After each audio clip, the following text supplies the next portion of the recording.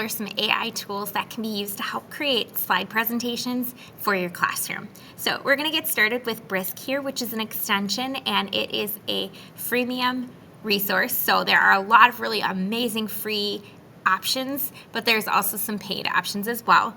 And Brisk is one of those things that I've been using quite a bit to create and generate ideas for feedback for students, but we'll save that for a different video because today I'm going to talk about presentations.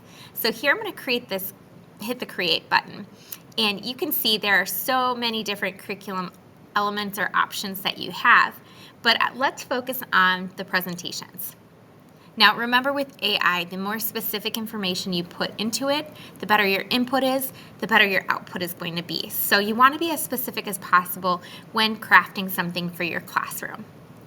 Now I'm working with 9th graders. You can see I have all sorts of different options for slides. I'm going to start with 10. Images are part of the premium version, so I'm going to stick with without images. And it's neat because if you're working with multilingual learners, you can translate your resources in a lot of different ways.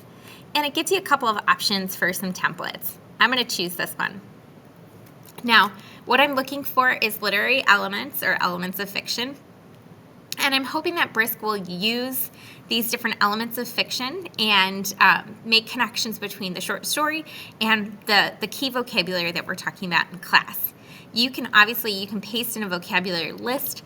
I could be more specific here with what I'm sharing with Brisk, but let's see what it churns out with this short description here. All right, folks, as you can see, Brisk churned out 10 slides for me looking at the elements of fiction, and now I can edit and customize it for my students. So looking here, you can see that it's asking me some questions. They're pretty generic, but it's a great starting place, especially as you're teaching and maybe creating a lesson for the first time. So it gives you an outline. Now, I can add slides. I can add feedback here, which are other really popular tools. I can continue to create from these slides, which is neat too. So if I'm looking for something more, I absolutely can add that and develop that. Here you can see it's talking about characterization, so it's looking at main characters. It's targeting the characters from the story, which is really neat.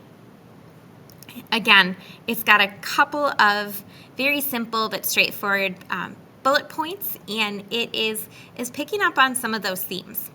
This is such a great starting place, and obviously I'm going to personalize this and I'm going to adapt it for my students and for my use, but it's so neat what it came up with. And take a look, you can add even more if you're looking for something more specific.